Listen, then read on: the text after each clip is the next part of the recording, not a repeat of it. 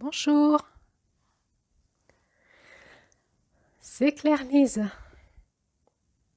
Allez, voici l'audio sur l'ombre des énergies du centre. Alors, je me propose d'essayer de clarifier en moi et avec vous quelle pourrait être finalement la dynamique inversée de l'énergie du centre. Vous savez, dans tout ce qui est processus vibratoire énergétique, il y a une sorte de polarité. Et quand la polarité s'inverse, ça va faire le défaut de la qualité. Et on va appeler ça l'ombre de la lumière. Et c'est quand même très intéressant parce que nous savons que sur Terre, nous sommes ombre et lumière en permanence, qu'il y a ces jeux de polarité en nous. Et c'est quand même très intéressant d'aller toujours étudier quelle pourrait être l'ombre de la lumière parce que nous allons retrouver ça en nous et finalement être maître des énergies et maître de ses énergies intérieures, c'est aussi avoir la maîtrise sur sa lumière et sur son ombre.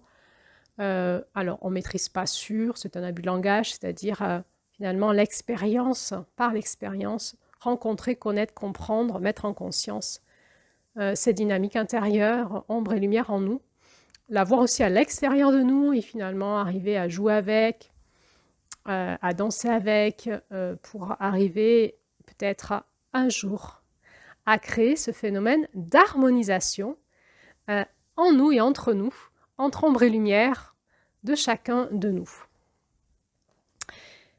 Alors, pour les personnes qui arrivent là par hasard, vous êtes sur un podcast qui s'appelle Les 13 dynamiques du féminin sacré de la Terre, où nous avons étudié tout le long de l'année 2024, par l'intermédiaire de contes amérindiens, l'intelligence de la Terre, mois après mois. Et nous sommes en train d'étudier les énergies du centre, c'est-à-dire l'intégration de toute cette dynamique 2024 en nous. Nous sommes sur les dernières audios de ce podcast. Si vous êtes intéressé par cet enseignement, eh bien, allez sur le podcast et vous pouvez suivre à votre rythme les audios qui vous intéressent. Ou alors, ces audios, ce processus est rediffusé mois après mois à un certain rythme sur une autre chaîne YouTube qui s'appelle Claire-Lise et Julie, les artistes du renouveau. Vous trouverez le lien dans le descriptif sous cette audio. Vous pouvez aller vous inscrire sur cette chaîne YouTube, mettre la petite cloche pour avoir les notifications chaque fois qu'une nouvelle audio est postée et pouvoir suivre cet enseignement encore mois après mois en cette année 2025. Alors, nous sommes sur une des dernières audios du podcast. Nous avons étudié les énergies du sang depuis peut-être maintenant plus d'un mois. Bienvenue à ceux et celles qui ont suivi ce processus du centre avec moi. Nous avons donc exploré beaucoup de choses et entre autres les blessures du centre ont été décrites juste avant cet audio. Et maintenant, nous en sommes à l'ombre. Bon, alors j'ai bien conscience que ce que je vais dire va être réducteur, tout comme parler de ce centre sur ces audios a été pour moi très difficile parce que finalement, il me semble que les énergies du centre sont difficiles à nommer et l'exercice de nommer, d'organiser mes pensées, de mettre des audios en structure a été pour moi quand même très difficile. Et face à cet audio et à créer cet audio sur l'ombre du centre, j'ai la sensation qu'il faudrait que j'en fasse encore 10 000 pour explorer toutes les dimensions de l'ombre du centre. Donc, évidemment, ce que je vais dire ici, c'est une piste de réflexion et probablement que je vais oublier plein de choses, mais c'est simplement une façon de nous interroger et de nous permettre d'aller explorer à l'intérieur de nous cette dynamique de l'ombre de notre centre. Alors, l'ombre du centre, elle est à l'extérieur ou à l'intérieur de nous? Qui veut répondre? Bon, évidemment, elle ne peut qu'être à l'intérieur de nous. Et si nous la croisons à l'extérieur, c'est qu'elle est à l'intérieur de nous. Nous avons bien compris que le centre nous propose de considérer l'expression de notre vie intérieure et extérieure comme que le reflet de ce que nous créons à l'intérieur de nous.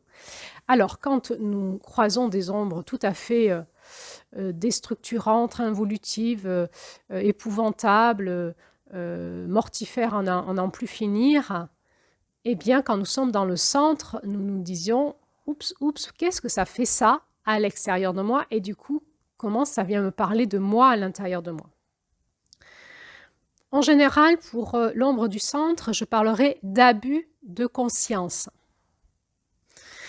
C'est toutes les parts en nous ou à l'extérieur de nous qui nous disent qu'on est dans la conscience ou qu'on va aller dans la conscience. Alors, si c'est à l'extérieur de moi, c'est comment moi je me suis fait happer à ce discours, à cette croyance, et ça vient parler de quoi en moi. Alors, je vais parler en général des religions. Et oui, pour moi, les religions sont une ombre du centre, de toute forme de spiritualité qui aurait la prétention d'avoir la conscience, d'avoir la méthodologie, d'avoir le chemin initiatique pour nous faire aller dans le centre, dans la conscience. Toute forme de thérapie qui aurait la prétention de pouvoir nous amener à une forme de changement, de paradigme ou de conscience de nous, toute forme de méthodologie. Bon, et alors, il reste quoi derrière? Comment on fait pour aller dans notre centre? Eh bien, on ne fait rien. On vit. On vit et à un moment, la vie va nous inviter à prendre conscience. Alors, bon, je suis un peu provocatrice, hein. J'aime bien. Je vais plutôt parler des tourneurs en rond. Hein. Les tourneurs en rond, ce sont donc les religions, les spiritualités, les formes de processus thérapeutiques, de processus initiatiques, de processus spirituels, de méthodologie, qui nous font tourner en rond. C'est-à-dire, oui, il y aura bien un chemin initiatique, oui, un certain niveau, oui, il y aura bien des prises de conscience, oui, il va se passer quelque chose, mais on n'ira jamais dans le centre, et donc c'est comme si on était dans un rond-point et qu'on faisait le tour du rond-point sans jamais en trouver la sortie, parce que je vous rappelle que la sortie d'une roue, changement de paradigme, changement de roue, changement de cycle, c'est le passage par le centre, hein.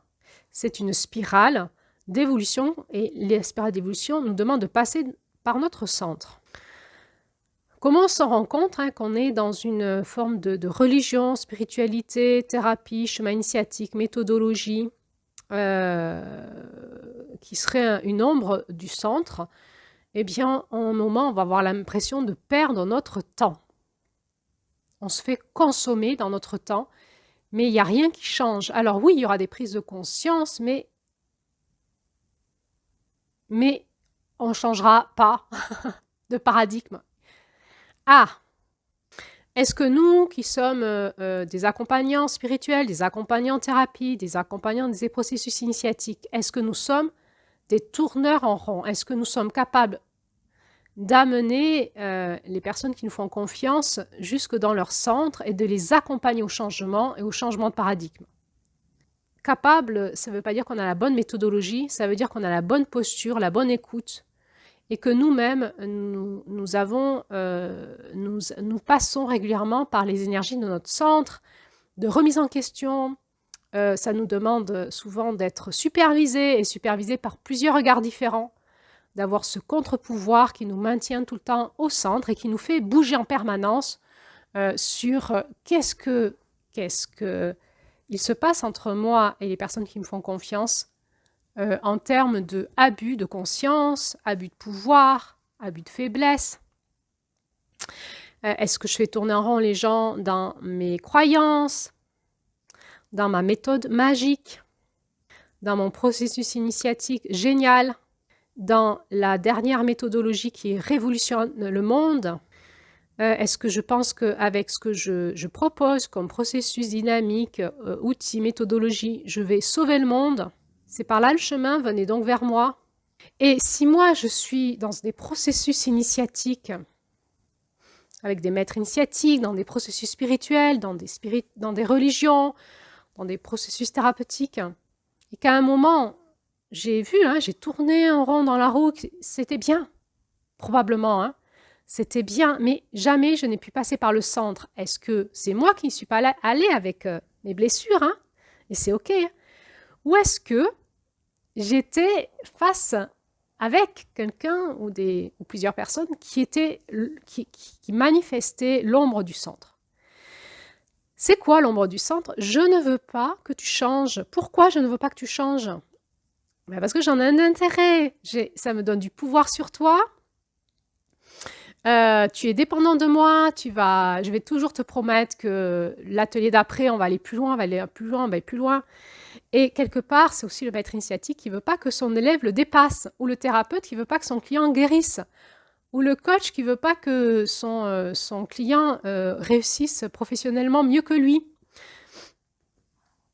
ou le prêtre qui ne veut pas que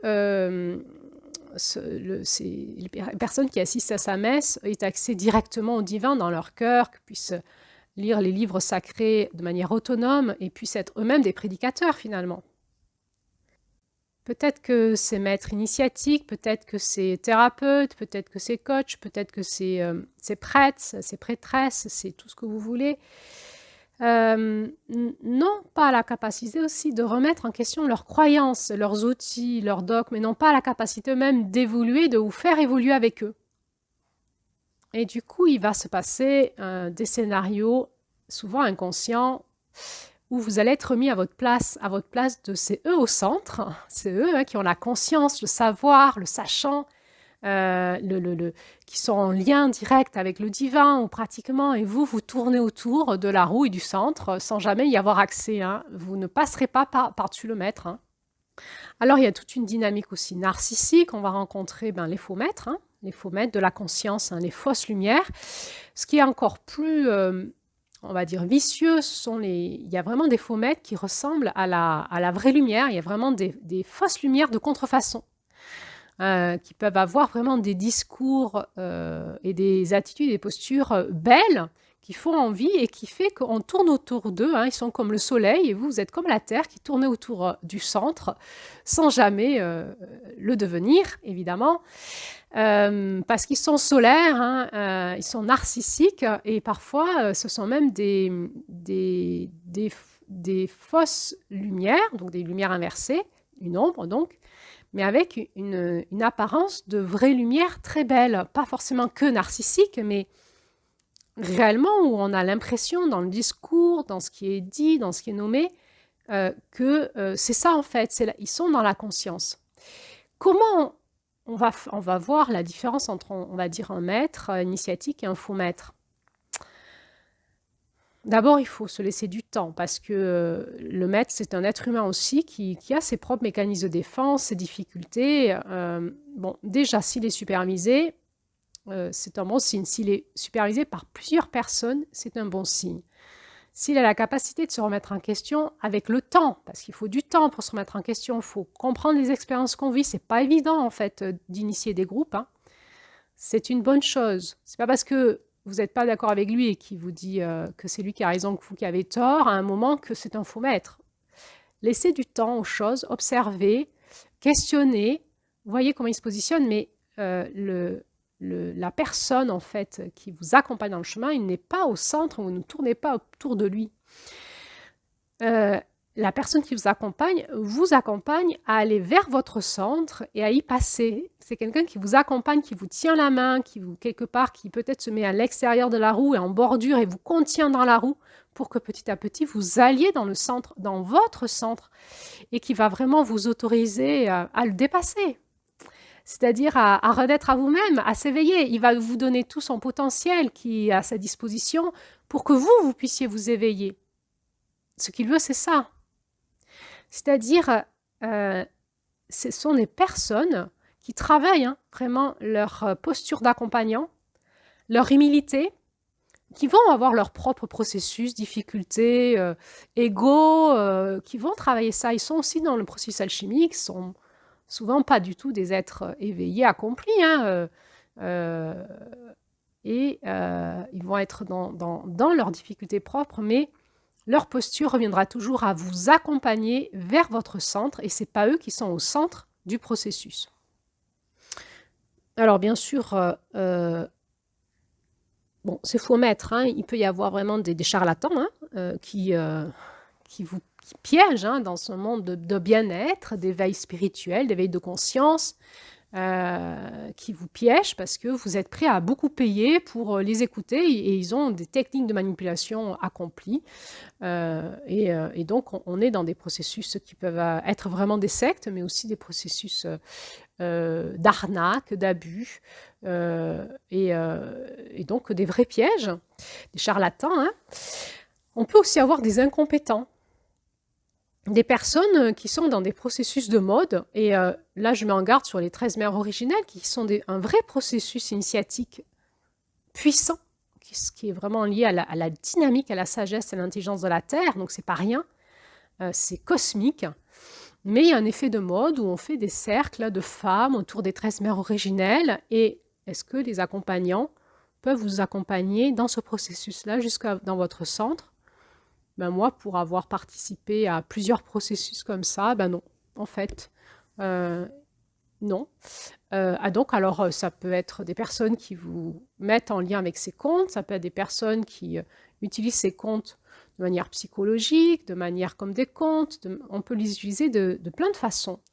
Mais à partir du moment où vous participez à des cercles de femmes et où on propose des rituels, des processus initiatiques, éventuellement de faire du chamanisme avec, et qu'on commence en fait à vous mettre de la dynamique psychologique, énergétique, spirituelle, et de faire une salade composée de plein de choses, bah c'est très bien si ça vous amène dans votre centre, en tout cas ça vous accompagne à y aller, à investiguer cette roue, et si la personne est là, toujours à la fois au centre et en périphérie, c'est-à-dire gardien du processus, et au centre pour vous aider à tourner dedans et à y aller, très bien, attention à tout ce qui est phénomène de mode et New Age, où on fait un peu des salades composées, et vous allez tourner en rond, voire même vous blesser, voire même ces espaces où vous pouvez vous faire posséder, puisqu'on va ouvrir des espaces énergétiques sans conscience, sans maîtrise, et vous allez vous faire piéger par des énergies, des parasites énergétiques, hein, et vous pouvez en sortir plus mal que vous êtes arrivé.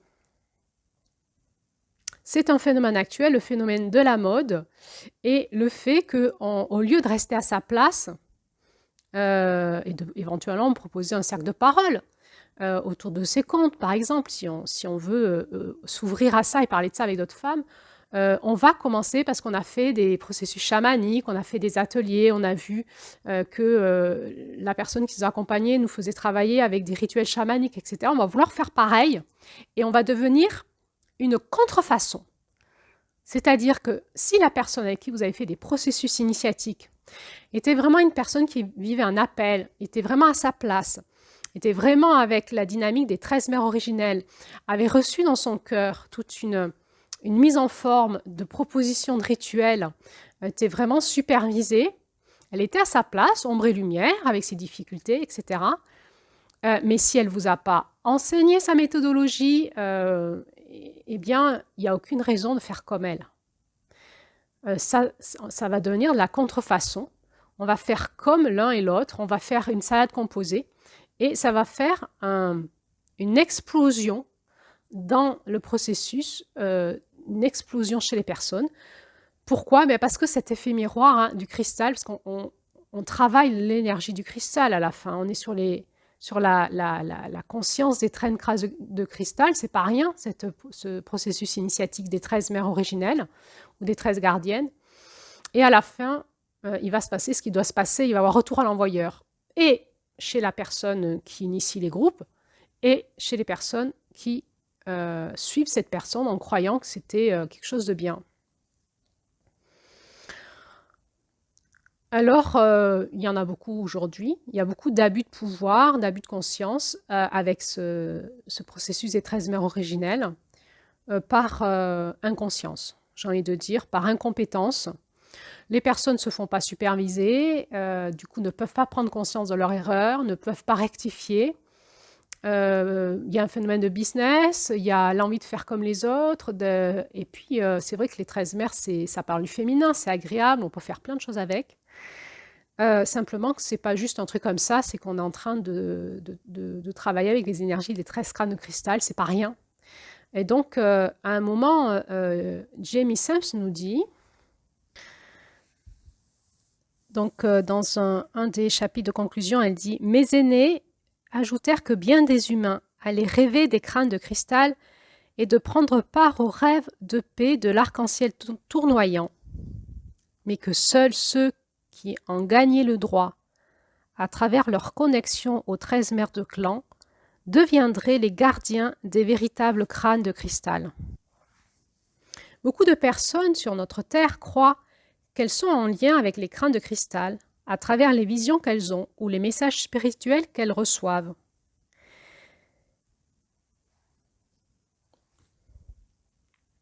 Mes aînés m'ont appris que chaque être humain est relié aux 13 mères de clan et que lorsqu'une personne est prête pour ce niveau d'expérience spirituelle, les rêves des crânes de cristal, l'arc-en-ciel tournoyant ou les mères de clan viennent à elle.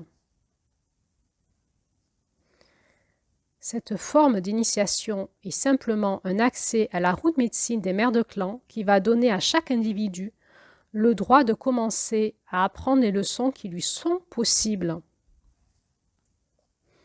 Chaque rayon est une voie vers la plénitude de l'unité à laquelle chaque mère de clan a donné forme. Ce parcours rempli d'enseignements sur le développement des capacités personnelles peut prendre bien des années avant d'être accompli. Pour l'avoir moi expérimenté pendant 8 ans, être finalement une gardienne de ce processus vers le centre est un chemin personnel très intense qui se fait en accéléré et nous demande beaucoup de responsabilités, beaucoup d'investissement dans beaucoup de supervision. Proposer des cercles de femmes sans en fait cet état de conscience personnelle et cette supervision est pour moi une folie pour soi et pour ceux qui viennent nous rencontrer. Alors on apprend de ses erreurs, mais simplement on est dans l'ombre. Est-ce que c'est grave, c'est pas grave? C'est pas grave en soi parce qu'on apprend de l'ombre. En fait, pour pouvoir être un maître initiatique avec les 13 mères originelles, il faut avoir rencontré la lumière de ces crânes de cristal, mais aussi son ombre. Et être maître initiatique d'un chemin spirituel, c'est quelque part en avoir une forme de maîtrise dans la lumière et dans l'ombre. Donc il faut bien passer par l'ombre pour la rencontrer, la comprendre et apprendre. Mais on apprend en étant supervisé, en ayant nous-mêmes des maîtres initiatiques, dans l'humilité, en comprenant de ses erreurs et en rectifiant avec ceux qui nous font confiance. On est là vraiment dans l'esprit de la sororité.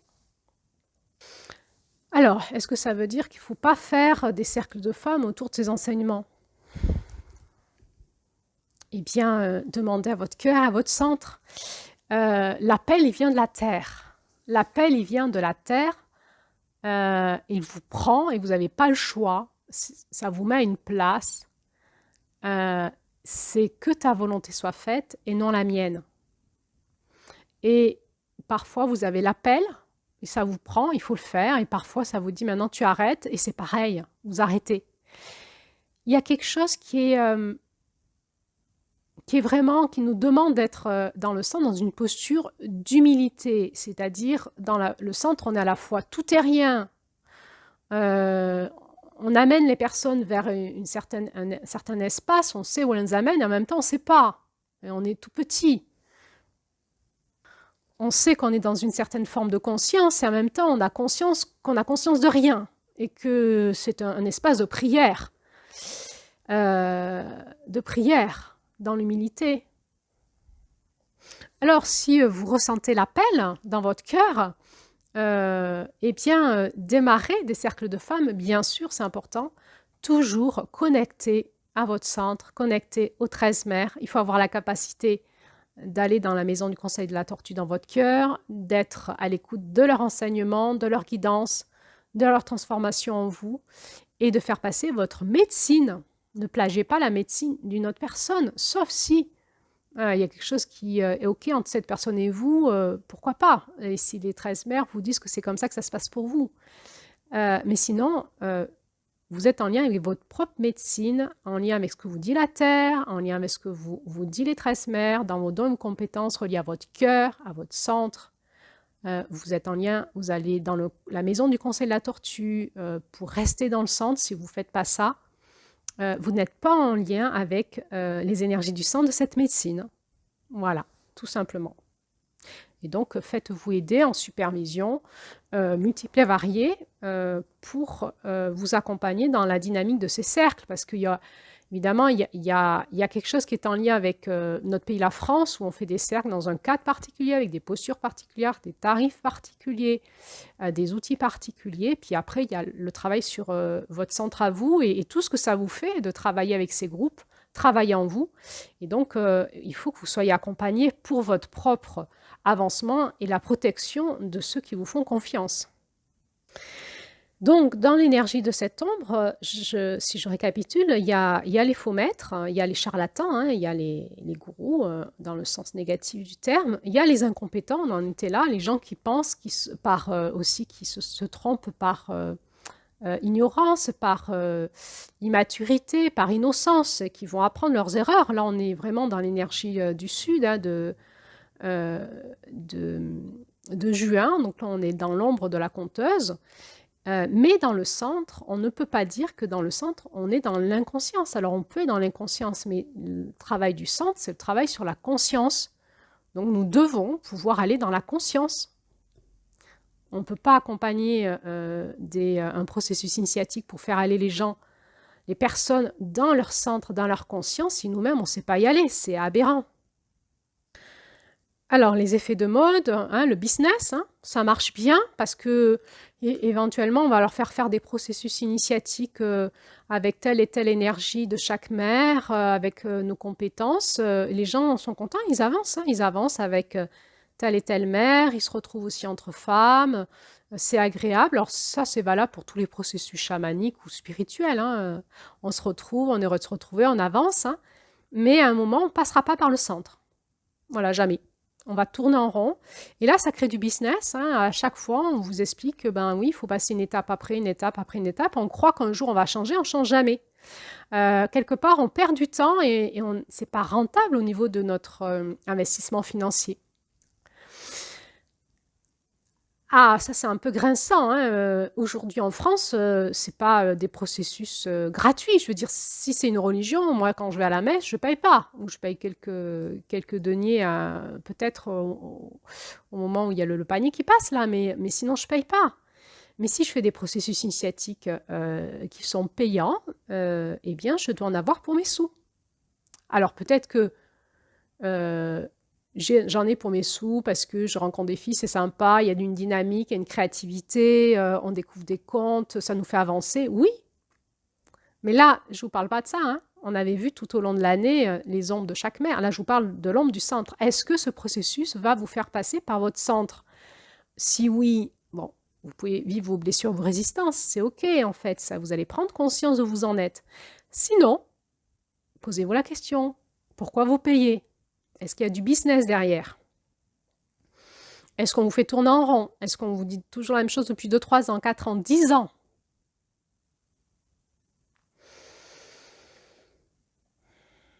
Et alors, il y a vraiment les guerres de pouvoir dans l'ombre de ce centre, ceux qui pensent détenir la vérité.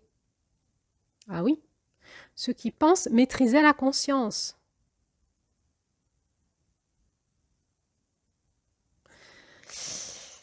Alors, ceux qui pensent détenir la vérité, on est plutôt dans les dogmes, et j'ai la vérité, toi tu ne l'as pas, je suis éveillée. Je suis éveillée, je suis éveillée. Aujourd'hui, on l'entend beaucoup. Il y a les éveillés, les endormis. Moi, je suis éveillée. Toi, nous, on est les éveillés.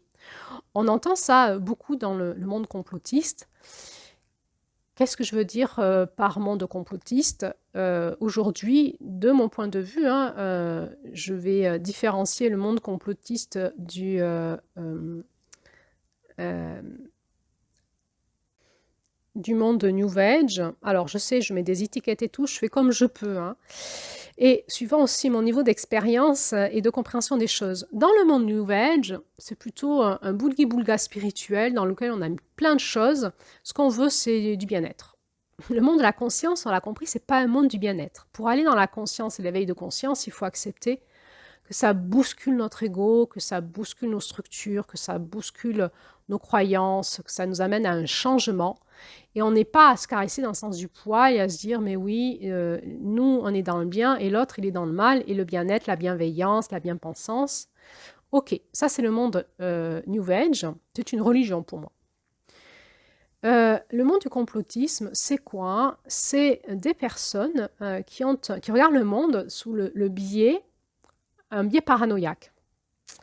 Un biais paranoïaque où il y a ceux qui font le mal et qui détruisent le monde, et il y a ceux qui veulent le sauver et qui font le bien. Et donc, dans la pensée complotiste, ça va se développer sous certaines pensées qui vont jusqu'à qu'on atteint l'arrivée des Pléiadiens hein, pour sauver l'humanité. Et ça va jusqu'à dire, voilà, il y a des combats, hein, sur Terre entre le bien et le mal, et certains extraterrestres sont dans le camp du bien, certains extraterrestres sont dans le camp du mal, et les extraterrestres dans le camp du bien vont venir nous aider pour changer cette humanité. Il faut vraiment qu'on sauve cette planète. Et bon, ben, vous pouvez hein, côtoyer certaines entre-soi complotistes, parce que ce qui se passe, c'est qu'on peut avoir comme ça des idées personnelles, se faire influencer, se questionner, investiguer, expérimenter, pourquoi pas. Et puis après, on peut côtoyer des groupes hein, qui sont souvent, il y a des groupes où il y a des scientifiques un peu chercheurs, où il y a une pensée complotiste, une pensée finalement paranoïaque qui prend, et ensuite ça tisse un monde, un égrégore complotiste, où quand vous parlez avec les gens, ils sont vraiment dans une réalité, ils croient vraiment ce qu'ils pensent, hein, vraiment, vraiment paranoïaque.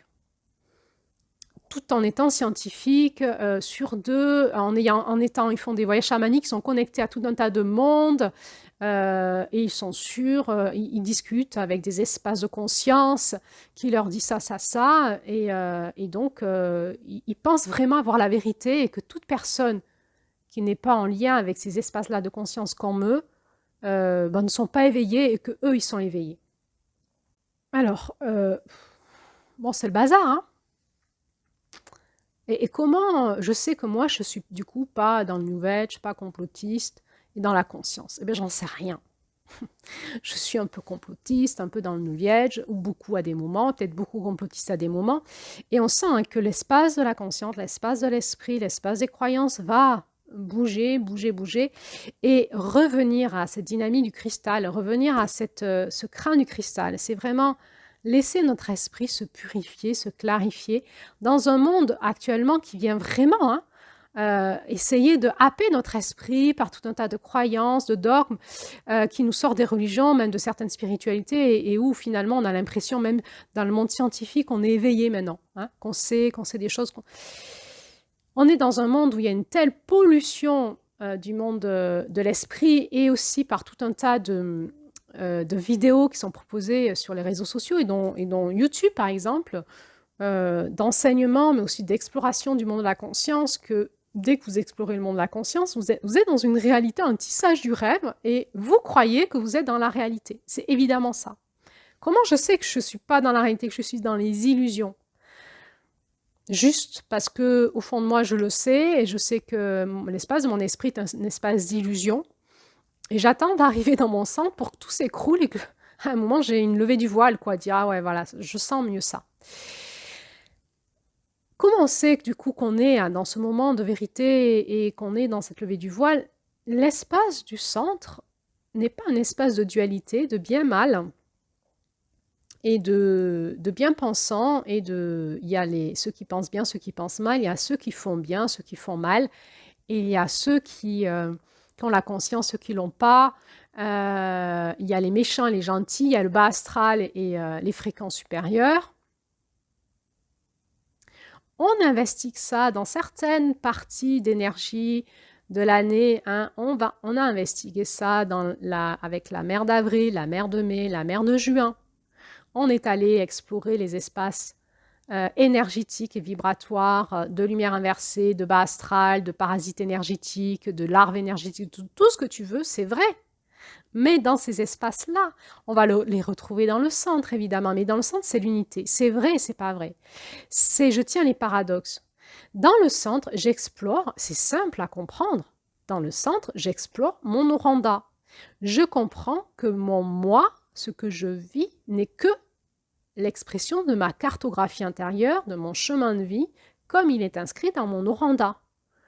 Il n'y a plus de bien et de mal, j'explore des zones d'expérience de vie, et peut-être que dans le bas astral, et peut-être que dans des égrégores très très sombres, hein, qui peuvent des fois venir, la vie vient nous proposer de les rencontrer, ou nous sommes proposés de les rencontrer dans notre vie, dans des choses très très sombres. Hein. Je vais parler là de pédocriminalité, par exemple. On peut avoir vécu ça dans notre enfance, de pédosatanisme, de trucs vraiment horribles. Et ça existe, et on rencontre des personnes qui ont vécu ça, ou vous-même, vous avez peut-être vécu ça, ou moi, j'ai pu vivre peut-être ça. Bien sûr que pendant longtemps, on va être comme sali par ça, comme cassé, comme brisé, comme traumatisé, comme en lien avec des égrégores sombres, sombres, sombres, qui viennent nous happer constamment dans nos pensées, dans notre énergie cellulaire, dans notre kundalini. Bien sûr que les processus initiatiques vont nous aider, qu'à des moments, on va être dans la dualité. Bien sûr que la dualité fait partie des lois terrestres et du processus d'évolution, et qu'on ne la quittera jamais, la dualité. Mais que dans notre centre, elle n'existe plus. Elle est une partie, une facette parmi 12. C'est celle de Mars. Une parmi 12. Elle existe. Une parmi 12. Et cette dualité, elle m'enseigne quelque chose. Elle fait partie des lois de la Terre, ce n'est pas un problème. Elle m'enseigne qu'est-ce que ces maîtres initiatiques, qui sont les fréquences de bas astral, qu'est-ce qu'ils m'enseignent? Et comment je peux aller communiquer avec ces fréquences-là au-delà de la dualité dans mon centre pour comprendre ce que je m'enseigne avec eux. Pourquoi j'ai fait alliance avec eux pour vivre ça? Dans le centre, c'est ça que je vais aller développer. Pourquoi j'ai fait alliance avec ces fréquences-là pour vivre ça? Et dans le centre, je suis capable d'aller dialoguer avec eux, avec ces maîtres, les maîtres de l'ombre, les maîtres des basses fréquences, pour comprendre ce qu'ils viennent m'initier au niveau de ma conscience, de l'amour, de mon pouvoir personnel, de la vie, de je ne sais quoi. De mon point de vue, il n'y a qu'une énergie qui fonctionne dans la rencontre avec les forces de l'ombre, c'est la compassion. L'acceptation totale de ce qui est sur Terre, sur cette planète, de ce que nous vivons. La compassion du carnage, et pleurer de compassion, et ça désactive tout. Il faut l'expérimenter pour le comprendre. C'est compliqué parce qu'on lutte beaucoup, c'est normal. Hein. Simplement, quand on est dans notre centre, à un moment, c'est un espace de bénédiction. Tout d'un coup, tout se désactive et on va pouvoir explorer dans la non-dualité. On va pouvoir peut-être laisser ces forces de l'ombre se diluer, se désagréger par notre lumière noire, hein, la lumière noire de notre cœur, de notre amour. Quand on a compris l'enseignement qu'on devait avoir, on va laisser ça se désagréger en nous-mêmes. Hein. On va nettoyer notre carte intérieure. C'est OK, merci pour l'enseignement. Et qu'est-ce que dit mon oranda? Je continue, j'ai encore des choses à apprendre avec eux, ou c'est fini, je lâche l'affaire et je nettoie. Le nettoyage, c'est pas sors, je coupe, je te vire, je te transmute, c'est ça se désagrège tout seul, parce que cette force de l'ombre, c'est moi en fait. Parce que l'autre, ce bas astral, c'est moi. Ces énergies toutes caca, c'est moi.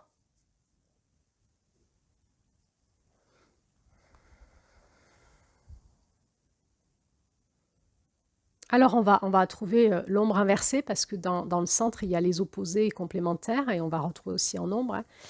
On va retrouver dans l'ombre du centre toutes les spiritualités, les discours de non-dualité, hein. La non-dualité, aller dans la paix, dans l'amour.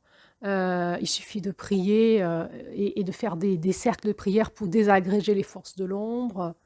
Où ce sont ces moments où vous passez dans votre dualité intérieure, vous êtes dans cette expérience-là et vous avez un thérapeute, un maître initiatique qui vous dit qu'il faut aller dans la paix et la non-dualité.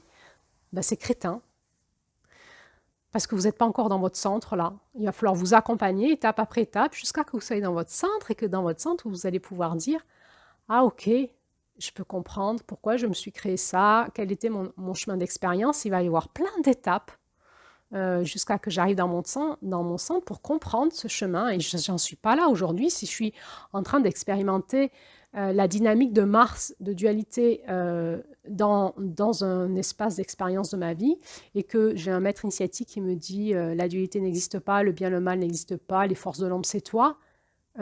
C'est impossible à intégrer. Ça renforce la dualité, ou ça culpabilise, ou ça met, attention, ça met le maître initiatique dans une place de bien-pensant. Moi, j'ai la vérité, et toi, ben, mon pauvre, tu es sur le chemin initiatique, mais bon, voilà, toi, tu es dans la dualité, moi, je suis dans la non-dualité. Il y a une place de moraliste. Et là, on est face à une ombre, hein. C'est insupportable. On a envie de lui foutre des claques, hein. Évidemment, bien sûr, c'est nous qui sommes dans la dualité qui avons un problème. Non, au moment où vous êtes dans la dualité, un vrai maître initiatique qui vous accompagne, il vous accompagne dans la dualité. Il n'a pas de problème avec la dualité. Il sait que vous êtes en chemin dans un espace de dualité, que vous allez vivre vos étapes et qu'à la fin, à un moment, vous pourrez être dans votre centre et que c'est OK. Il vous accompagne, éventuellement, il va vous faire travailler votre espace du centre dans cette dualité pour aller peut-être baisser vos espaces de souffrance ou pas. Peut-être qu'il va vous laisser dans la souffrance parce que là, c'est votre expérience. Comment il va savoir? Comment il sait vous accompagner? Parce qu'il est dans son centre, il écoute avec son cœur, il est en lien avec le vôtre, avec votre cœur, et il écoute ce qui se dit de cœur à cœur avec vous, et il va vous accompagner dans votre chemin d'expérience, quel qu'il soit. Il ne va pas vous sauver, il ne va pas vous moraliser, vous culpabiliser, vous donner des grandes théories non dualistes et des injonctions à la paix. Il va vous dire, OK, alors, qu'est-ce que tu es en train d'expérimenter? Qu'est-ce qui se passe pour toi? Et il va vous faire aller dans un espace de conscience de plein de choses, d'évacuation émotionnelle, d'ouverture de conscience encore à plein de choses. Et il y a plein d'étapes jusqu'au moment où vous pourrez être naturellement dans votre centre. Il sera encore là avec vous. Il sera capable d'être à toutes les étapes avec vous jusqu'à votre centre. Parce que c'est son rôle, c'est sa place. Et quelque part, il est maître, c'est-à-dire il a une forme de maîtrise des énergies. Il est OK avec la dualité. Il est OK avec le chaos. Il est OK avec vos pensées de jugement. Il est OK avec vos envies de meurtre. Il peut en rigoler avec vous. Il peut vous dire, ah bah oui, on irait bien lui casser la gueule à elle, hein, ou à lui. Et on en rigole. On est dans l'humour, ça fait du bien. Et après, on peut pleurer ensemble. Là, on est avec un vrai maître initiatique qui peut nous amener dans le centre. Alors évidemment, ce maître initiatique qui peut nous amener dans le centre, il incarne cet amour compassionnel. Il est OK avec ce qu'on vit, où on en est. Et il aime ce qui est. Il ne nous veut pas différemment. Il nous accompagne là où on en est. Et il vérifie avec nous pour qu'on le paye, quelle est sa place, comment il nous accompagne. Et ça, c'est peut-être dans un mode plus thérapeutique et dans un mode de chemin initiatique. Il nous fait vivre le chemin. Il tient le processus et il nous amène jusqu'au centre tranquillement à notre rythme, au rythme du processus, mais il est là, il tient. Il n'est pas dans la moralisation, dans la théorisation, et il s'est fait avoir lui aussi, il connaît l'ombre. Il s'est fait avoir, il connaît, il en est sorti, il est probablement aussi supervisé, et tout va bien.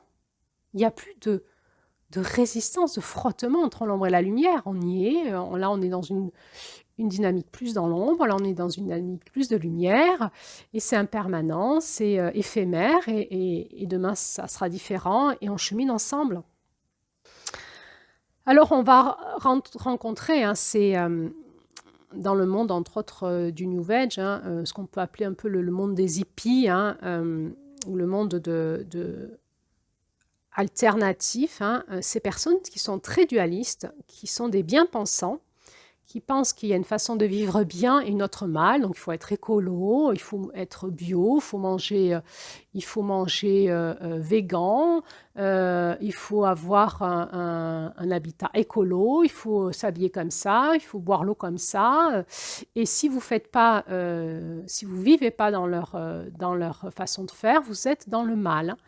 Donc, ils ont souvent un problème avec l'argent. Donc, si vous gagnez trop d'argent, c'est que vous êtes capitaliste. Et on va s'apercevoir que chez ces personnes qui sont bien pensantes, il y a un énorme juge dans leur ombre qui n'ont pas conscience. Et ce sont des tueurs de conscience. Ce sont des tueurs de vie. Ils n'ont même pas conscience, qui polluent énormément avec leur structure psychique dualiste, bien mal. Et tout ce mal qu'ils projettent sur les autres, qu'ils ne veulent pas intégrer en eux, c'est autant de pollution qui pollue la Terre. Hein. Parce que la première source de pollution de notre planète, ce sont nos pensées. Mais à l'inverse, il y a des personnes qui ont une éthique de vie très respectable, qui nous amènent dans une évolution de conscience, qui nous disent qu'on peut vivre différemment, manger différemment. Et ces personnes-là, ce sont des vrais maîtres initiatiques qui vont nous aider à amorcer un changement, parce que le centre, c'est le changement. Dans notre façon de vivre, ils sont aussi OK avec notre ombre. Ils vont accepter qu'on n'en est pas encore à habiter d'une autre façon, à manger d'une autre façon. Et si on les invite chez nous, qu'on leur propose de la viande d'Intermarché, ils sont OK avec ça. Il n'y a pas de bien-mal. Simplement, ça peut être des amis, ça peut être un conjoint, ça peut être, je ne sais pas moi, nos enfants. Ils nous invitent au changement et on va changer à notre rythme, parce que le changement, il se fait à notre rythme. Alors, il y a un exemple courant, c'est l'exemple des naturopathes. Hein. Quand on va chez le naturopathe, où sont des maîtres qui nous invitent à vivre plus en lien avec la nature, c'est un très beau métier, mais ils sont souvent dans la bien-pensance et une demande d'un changement radical, et ça ne marche pas. On ne peut pas changer comme ça. Être naturopathe nécessite d'être un vrai maître initiatique au changement et accompagner les clients peut-être sur plusieurs années et accepter qu'ils mangent des pâtes, des féculents, expliquer, mais c'est un art, c'est l'art d'accompagner au changement et c'est l'art aussi de ne pas mettre les personnes qui nous suivent, hein, qui nous font confiance, dans leurs limites et de les culpabiliser et de les mettre sous une forme de religion. Et le problème qu'on a aujourd'hui, c'est qu'il y a énormément d'ombre de ce centre. C'est-à-dire, pourquoi on n'arrive pas à changer? Alors, ça change. Il n'y a pas que de l'ombre, il y a aussi de la lumière. On change petit à petit, on tisse, hein, comme ça, entre ombre et lumière. Et petit à petit, chacun va faire sa sauce entre ce qu'il connaît et tout ça. Pourquoi on a du mal à changer de manière fluide, agréable, sympathique? Parce qu'il y a ce foutu de facteur humain qui est dualiste, qui est séparateur, qui est... jugeant, qui est dans le bien-mal, qui est dans l'inconscience, qui est dans les illusions de son mental. Hein. Et là, on va opposer dans les énergies du centre, du coup, hein, l'énergie du mental à l'esprit sain, hein, l'esprit qui est dépollué, qui est dans la clairvoyance, la conscience, du mental qui s'est tissé avec ses certaines pensées bien-mal, jugeantes, de dualité, d'opposition, et qui en a fait son univers. Alors, dans ce monde-là aussi, il y a hein, ces personnes hypersensibles qui ne comprennent pas qu'on puisse vivre en ville, qu'on puisse côtoyer tel type de personnes, avoir tel travail, travailler avec des banques ou dans des banques. On est toujours dans la même forme d'investigation, qui est l'investigation dualiste de ce monde-là. Alors, on est à la fin de notre processus initiatique et on sait hein, que ce processus initiatique des 13 mers, c'est entre autres pour nous amener à ce changement de conscience entre le 4e monde de séparation et le 5e monde de paix et d'illumination. Il est possible que ces deux mondes se côtoient. Mais si vous faites partie des bien-pensants qui pensent que le bien, c'est de vivre comme ça, de ne pas participer au business des banques et ci et ça, et que tout ça, c'est le monde du mal, et que vous êtes dans le nouveau monde, dans le monde de la conscience, des éveillés, qu'il faut faire comme ci, comme ça, comme ci, comme ça, eh bien, vous êtes dans vos illusions, vous êtes dans votre ombre, parce que vous êtes toujours dans le quatrième monde de la séparation, en pensant être dans le cinquième et en vous pensant supérieur aux autres. Ça, c'est pourri. Voilà, c'est pourri, ça pue. Tout le monde vous voit, tout le monde voit que vous puez, sauf vous, quoi, en gros. Hein. Vous et votre entre-soi, les gens qui disent comme vous, et entre nous, dans notre entre-soi, on se sent bien mieux que les autres. La difficulté qu'on a sur ce passage du quatrième monde au cinquième monde, c'est de passer dans la paix et l'illumination, dans la conscience. La paix. Il n'y a plus de bien-mal. On s'en fout. C'est autre part que ça se passe. Et c'est la conscience de notre cœur, l'intelligence de la terre, qui a l'intelligence suprême de comment, en fait, c'est de vivre avec elle et sur elle, en toute intelligence, dans toutes les formes de conscience, en harmonie et en paix, ensemble. C'est elle qui nous guide. Et c'est complexe, c'est multidimensionnel, c'est varié en fonction des personnes. Il n'y a pas de chemin tout fait. Et c'est là où c'est beau. C'est qu'on va être obligé d'accepter nos différences et nos différents regards et de composer les uns avec les autres. Et c'est tout le chemin du passage vers ce cinquième monde.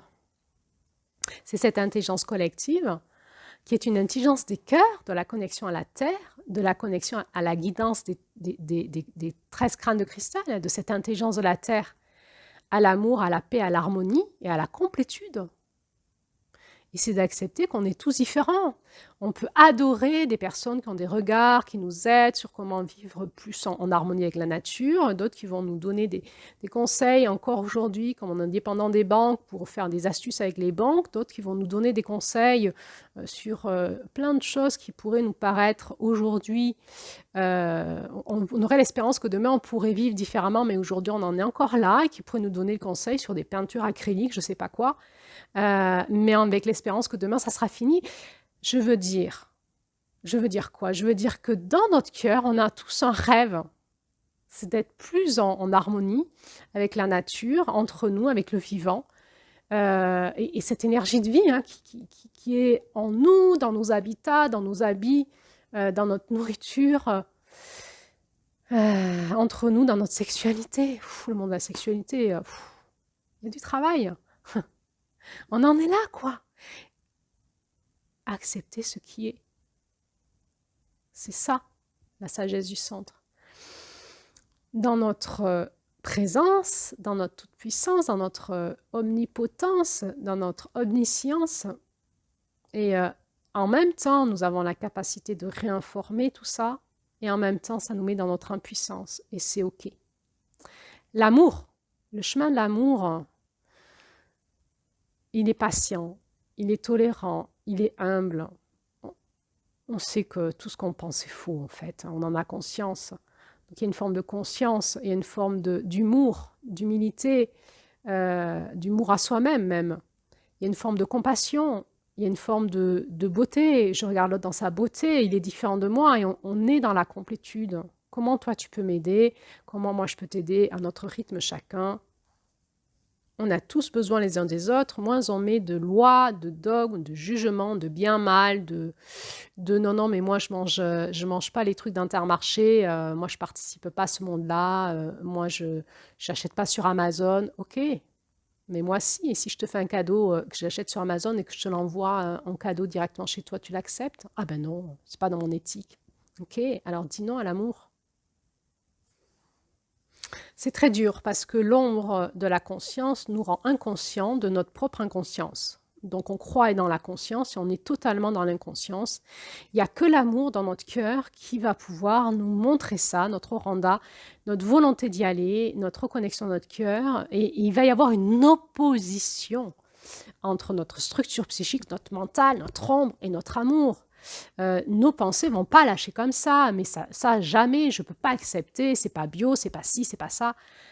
Et est-ce que tu acceptes l'amour? Jamais. Si c'est pas bio, j'accepte pas l'amour pas bio. Ok. Nous avons tout ça en nous. Hein. Je parodie un peu le monde du bio parce que c'est une ombre qui prend beaucoup aujourd'hui. Mais moi, j'ai la même chose dans mes croyances à moi.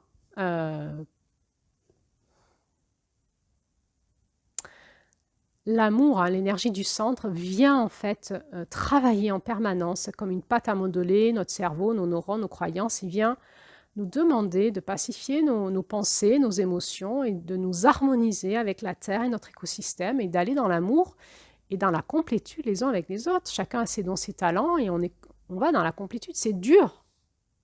C'est dur. On en est à une période où l'intelligence du collectif est difficile. L'intelligence de l'amour n'est même pas là dans les couples. Alors, comment elles peuvent être là dans le reste du monde? C'est dur. Nous en sommes là. C'est OK.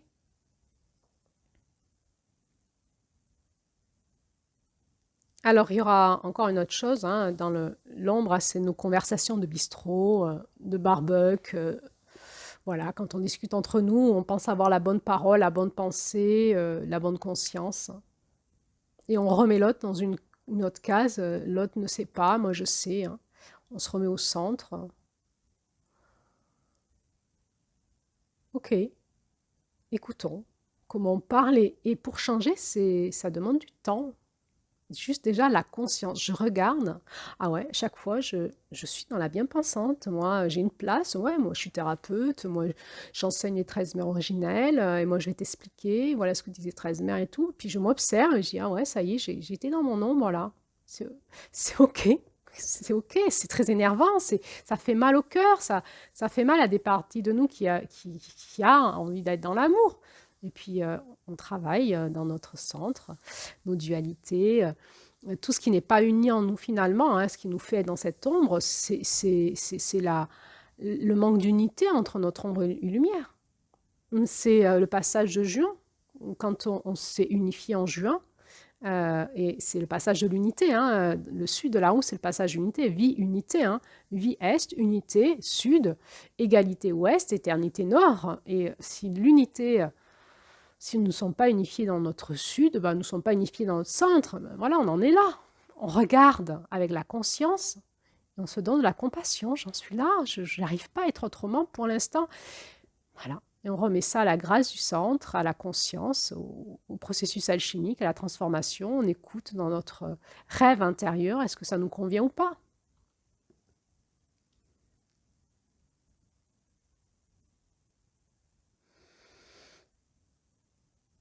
Je finirai par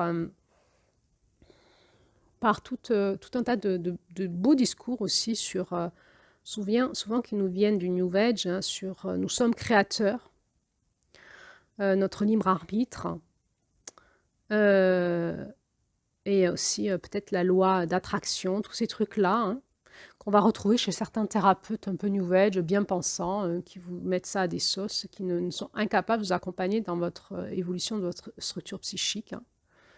Hein. Et qui pensent en plus avoir la bonne parole, la bonne posture, c'est insupportable. Pour moi, c'est... Voilà, je suis là dans mon énergie qui se met en réaction tout de suite, hein. Donc ça ne parle que de moi. J'en suis là dans mon centre à avoir du mal dans le monde dans lequel je vis. Et c'est OK. C'est ce que j'explore actuellement dans mon centre, mais euh, on peut proposer des processus thérapeutiques ou initiatiques où on demande aux gens de mettre des intentions de changement. C'est OK. Tu es créateur. Je l'ai fait moi aussi. Mais ces intentions de changement, c'est qui les met? C'est la volonté propre de la personne, son ego, sa personnalité, son inconscience, ou c'est son rêve profond, son oranda? Elle vient d'où cette intention de changement? Qui? Est-ce que vous êtes capable, quand vous proposez à des personnes de mettre des intentions de changement, de les faire aller écouter dans leur cœur, ce que dit leur cœur comme intention de changement? Qu'est-ce que dit leur centre pour aller vers leurs rêves, vers leur histoire personnelle, vers ce qui doit changer en eux vraiment. Parce que si les personnes mettent des intentions qui est en lien avec leur ego ou leur volonté propre, eh bien, tous les processus initiatiques ou thérapeutiques que l'on fait vont dans le sens de les décentrer et de les amener dans un chemin tordu et de leur faire du mal. C'est pas simple, je trouve, l'espace de la conscience. Ça demande de l'écoute, de l'humilité. Quand on est dans la conscience, à un moment, il y a tout qui vibre, le corps, l'âme et l'esprit et le cœur. On apprend à essayer de sentir si quand la personne pose ses intentions, elle vibre sur tous ces espaces ou elle est dans son espace de volonté propre. Alors je crois que quand on est dans le centre, à un moment, notre sagesse nous apprend à dire que ta volonté soit faite, sur terre et dans le ciel.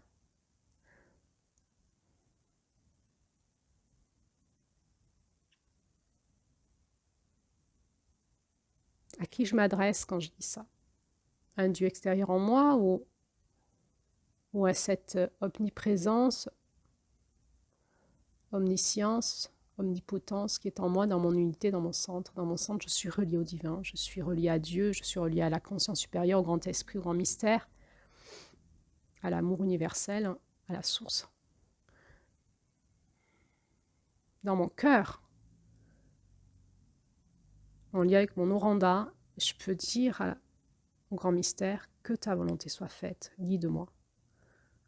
Et mon oranda va me guider avec l'amour du grand mystère sur quel est le rêve, quel est mon mythe personnel, ma légende personnelle, vers où je vais prendre mes décisions. Et il va donc y avoir une opposition entre l'ombre qui est ma volonté personnelle et mon centre qui va s'incliner et faire allégeance à la volonté du divin en moi.